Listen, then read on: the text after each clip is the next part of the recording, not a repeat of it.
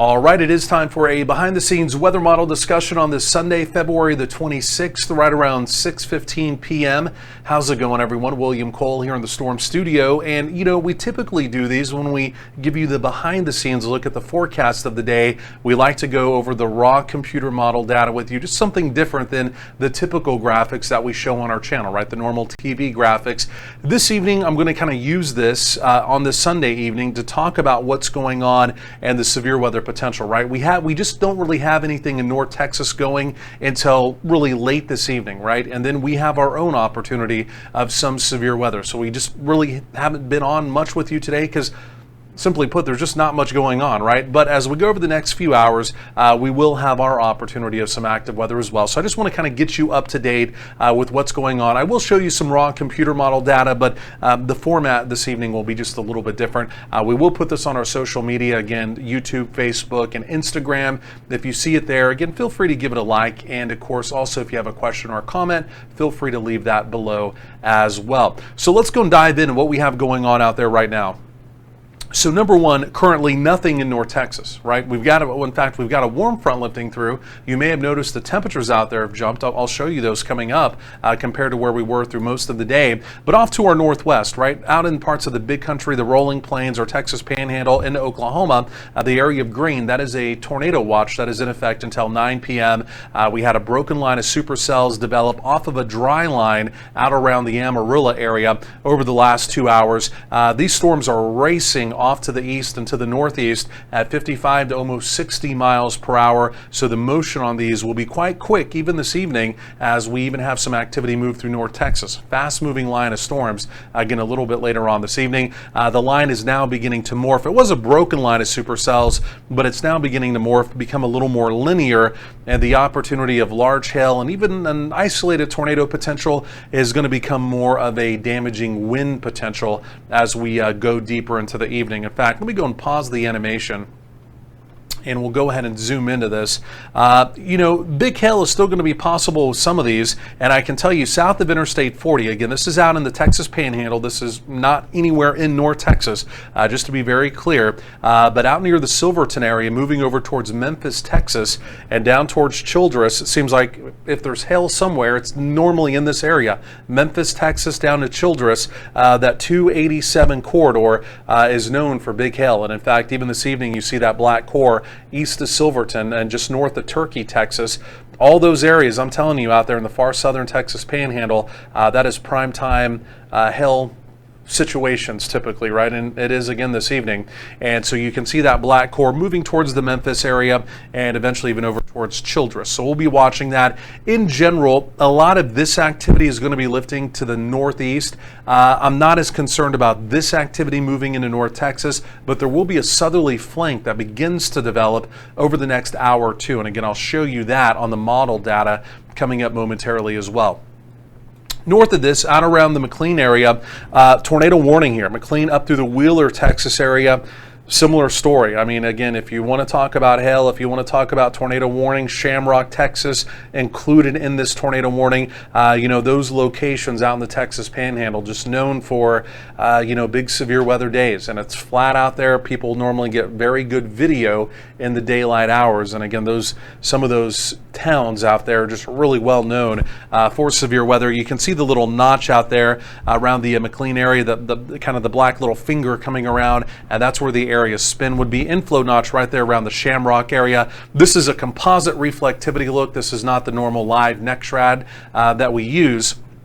And the only reason why, we're just kind of moving this through a large geographical area. So this isn't as high res. Obviously, if this was moving through North Texas, we would be using, live NEXRAD, high res, et cetera. But just for this, the product that I'm using here is a composite radar. And so again, the resolution, just simply put, not quite as good. But a tornado warning here. There's been a couple additional tornado warnings earlier on the northern extent of this line. But again, regardless, most of this is going to be moving into Oklahoma. But along this line, as the dry line continues to move to the east, down in the rolling plains and parts of the big country, this general area just west of North Texas, right? The capping inversion, the warm layer of air above the surface, it's still relatively strong and it's suppressing the activity. But over the next hour, hour and a half, maybe even 2 hours or so, the capping inversion there, it's going to begin to weaken, and I think we're going to see kind of a southerly flank begin to rapidly develop. As that develops, that secondary piece is what's going to move into North Texas. But in North Texas, our cap, our limiting mechanism, if you will, for severe weather, it's also going to be relatively strong. So this activity will be weakening as it does move into North Texas. So yes, we have an opportunity of severe weather. The main concern right now is damaging wind gust up to 60 miles per hour. There could be some quarter-size hail. A brief spin-up tornado is not impossible, but again, compared to what's going on around the region in North Texas, the overall opportunity of severe weather is a little bit lower, okay?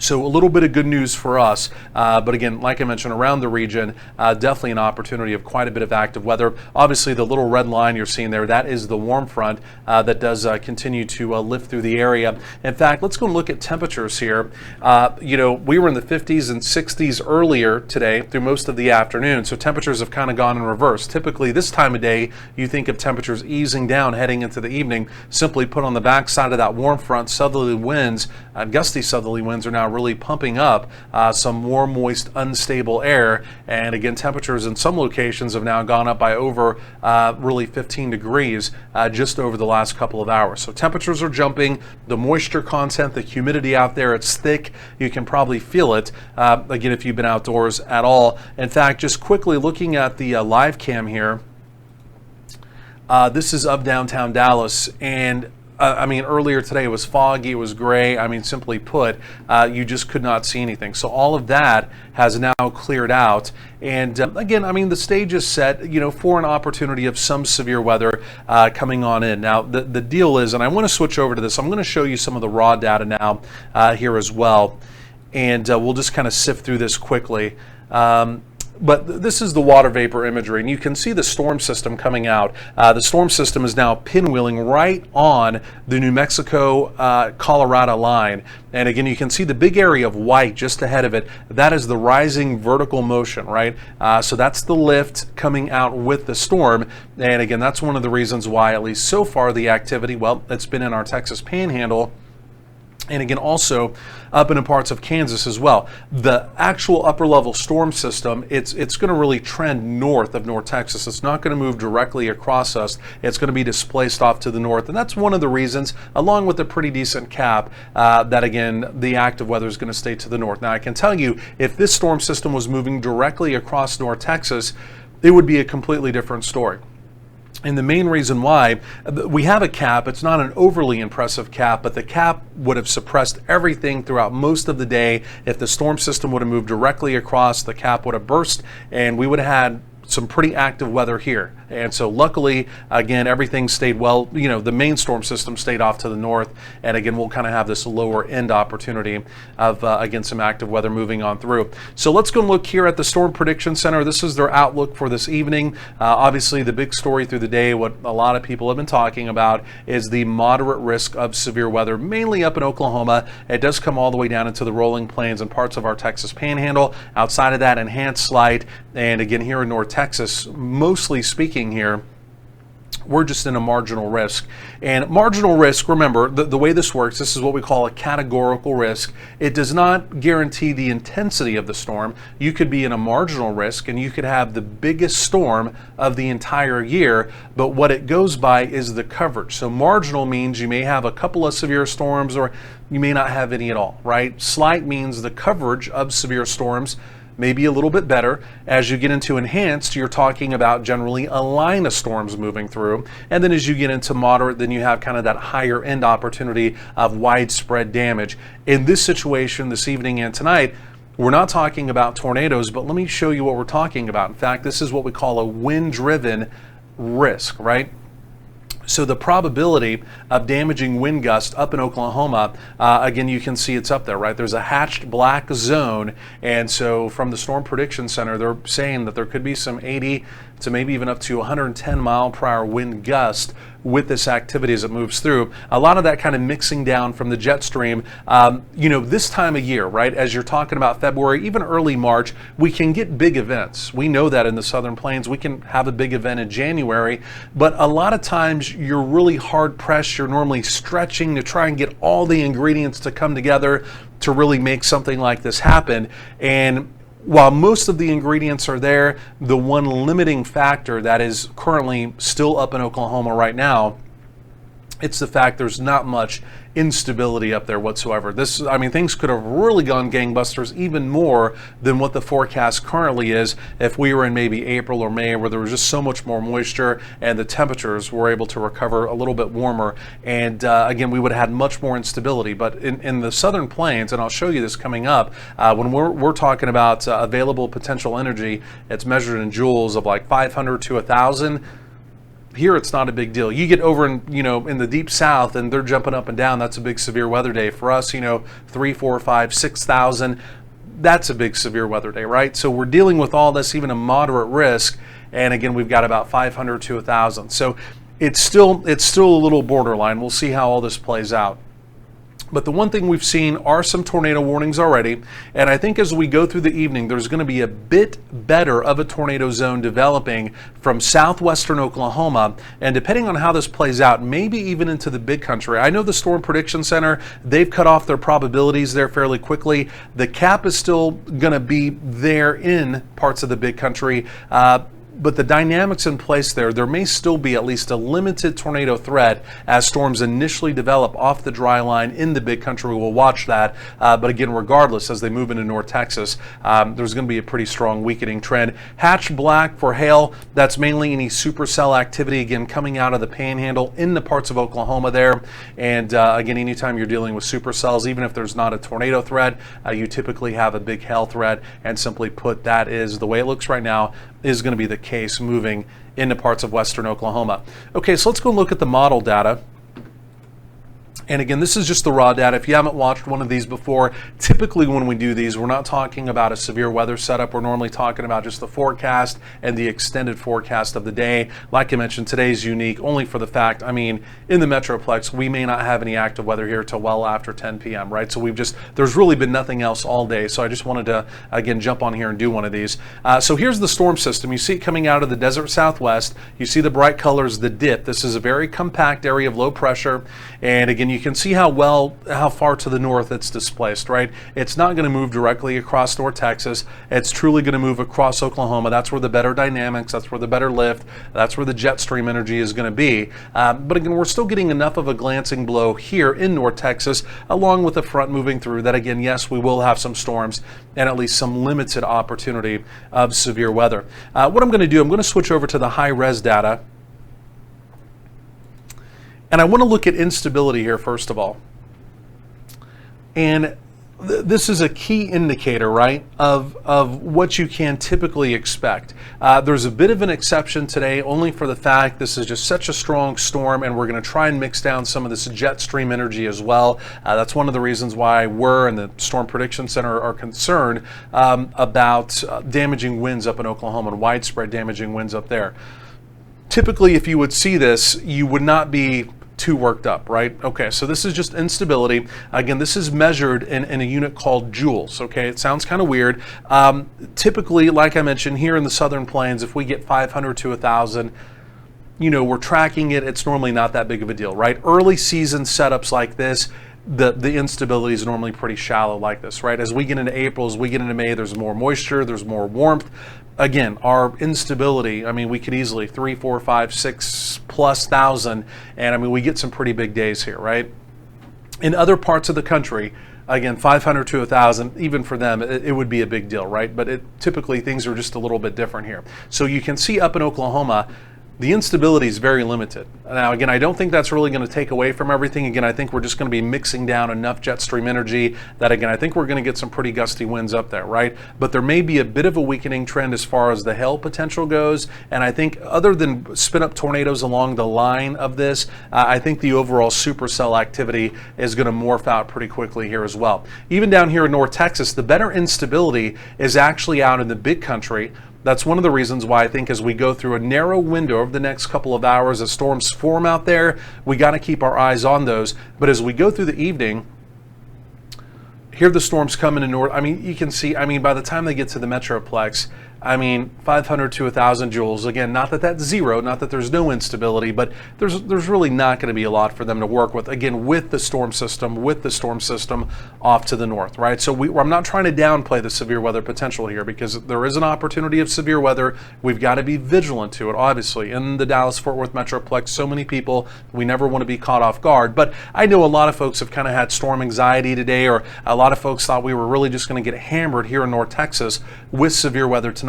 And simply put, it's not the case. We could and most likely will have severe weather, but they're really the bulk of the real active severe weather, it's truly going to be well off to our north. Okay, let's go and look at let's just go and go to the future radar here. And again, this is based off the high res data. And in fact, before we do that, let's just go and look at the tornado potential here quick as well. Let's go and look at the tornado indice just real quick here. And this is just showing us where the best potential of tornadic activity would be. And you can see as we go through the evening, it is also highlighting the big country there as well. It really depends on how quickly storms can form out there. Again, there is a cap. It's going to have to break. It's going to have to weaken truly and allow those storms to begin to develop. But I think as they go up, similar to what happened earlier out around Amarillo, I think they're going to be a broken line of supercells, and there may be at least be some limited tornado, at least warning threat out there. Again, that's still west of North Texas, okay? But I still think that's pretty well worth watching. And maybe even for tornado warnings, maybe even throughout the entire day. Again, just depending on how that unfolds out there, we could have a couple. After that, again, you can see other than just a brief spin up, the tornado potential here in North Texas is not necessarily there. It's not zero, because again, when you have a dynamic storm like this, a fast moving line of storms, typically even increases the opportunity of a brief, quick spin up tornado. Okay, so let's keep that in mind. Let's go ahead and look at the high res future radar here as well. And this is just over the near term. So we already know the activity's developed, the model doing a pretty good job of everything. And here we go. This will be by about 9 p.m., 8 to 9 p.m. That's the activity right there that I'm talking about. You see that south of the Red River, the cap holds, the cap doesn't even truly break, but the cap weakens enough that, again, storms along the dry line quickly develop out there. And again, we may see a broken line of supercells for about an hour to maybe two before it also morphs into a line. And then it's going to be a very skinny band, a very narrow band. And there it is. You see it coming through the Metroplex. This is now by about 10, 11, more so towards midnight. The activity is moving through.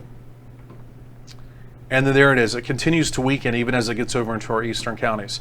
So will there be a severe weather potential in North Texas? The answer is yes. Wind is the primary concern, up to 60-mile-per-hour wind gusts. This will be a very thin band, meaning it will be in and out of your area very quickly. Okay, so even as far as rain potential goes, the rain potential is going to be pretty limited. There's going to be vivid lightning. There's going to be thunder. We're going to watch for that opportunity of a quick, brief spin-up tornado. We cannot rule these out because it's a fast-moving line of storms and a dynamic storm system off to the north. Quarter-size hail, not impossible, but I think the overall hail threat is going to be minimal in North Texas, minus any supercell activity that tries to come out of the big country before it morphs into a line, okay? Let me do this. I also want to just one more time, I want to look at, and I know this looks weird, but this is so small, the little browser on the weather computer we have to use to do this, that I promise I can see, but it's just so small that I cannot see it. But what I'm scrolling for, let me see if we can find this. I just want to take a look at the moisture content as well. Here we go. This is what I'm trying to do. Just to show you the dry line. It's going to be a pretty sharp dry line coming into the big country. So this is where we are, right? So I mean, we've got dew points in the 60s ahead of the dry line. We've got dew points in the 20s behind it, teens and 20s. I mean, look at that sharp dry line. Look at that sharp dry line. There it is. Sharp dry line. Then we have storm initiation. and we begin to lose the contrast once the storms begin to form. But that's a pretty decent little dry line. And like I mentioned, the fact that the cap is held throughout most of the day, that first hour, hour and a half could be pretty potent as those storms go up. Still not as potent, I don't think, as anything to the north, because again, the jet stream storm is so far, again, removed to the north. But again, like I mentioned, there's just going to be this narrow window where, again, even though the big country, not to confuse anyone, is not even in our coverage area, we just need to watch and see how things unfold out there. But again, regardless, again, the activity will be weakening by the time it does move into parts of North Texas. Let me see if I can do a zoomed in view here. And this is just weathermodels.com if you're wondering what I'm using. Again, this is not what we normally use on our channel, obviously, but this is the data that we look at as we go through the day, right? This is something we look at multiple times per day. So here's the simulated radar one more time. And, well, it's going to make me actually do this again. Let me go ahead and reselect. I just want to give you a zoomed in view of the Dallas area here in North Texas. And we'll just kind of fast forward this through time. There it is. So there's kind of that broken line of supercells, right? You can see it's still well to the west of Mineral Wells, west of Breckenridge, and there's the Graham area. It's going to be approaching Graham. That's going to be by about 9 p.m., okay? That's what I'm talking about out in the big country. I think that we need to watch. There could be a limited hail threat coming in from that in our far western counties, but then you can see quickly that activity essentially morphs into a line similar to what's going to happen up in Oklahoma, nowhere near as strong as what's up in Oklahoma. But again, then that hail threat will begin to come down, and then it's mainly just a gusty wind threat. So this is 11 p.m. There's midnight, the activity moving from Tarrant County into Dallas County. So, 10 p.m. to 1 a.m., kind of on average, the activity will be moving through. And again, it's just that super skinny line. There it goes.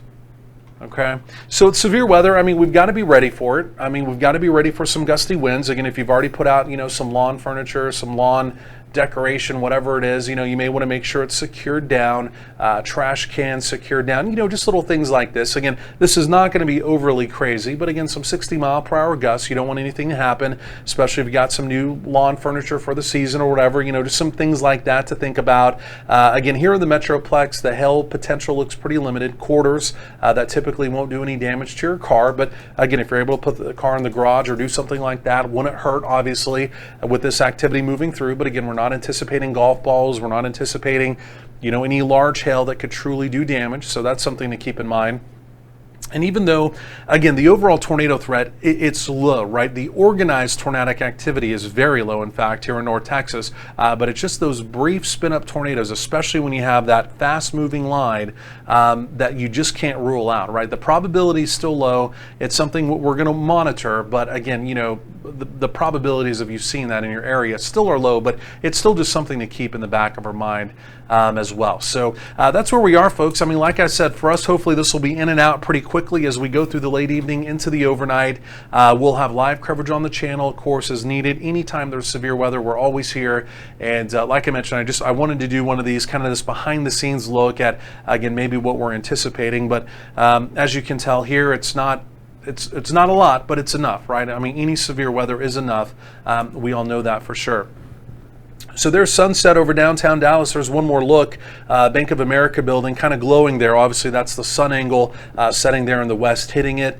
And again, you can already see Reunion Tower lit up there as well. So we're here, we're tracking it. And like I mentioned, we'll continue to have more updates on the channel. This will probably be the only social media thing we do for the rest of the evening. But like I mentioned, if you haven't downloaded our free mobile app, be sure to do that today as well. And again, you can go to the App Store, again, Google Play Store, Apple iTunes Store. And again, like I mentioned, it is a completely free download. Our normal channel is on there, live radar, all kinds of things like that. Again, feel free to make that download today. Otherwise, thanks for watching. And again, like I mentioned, we'll be with you as we go through the evening as the activity tries to pick up in North Texas a little later this evening.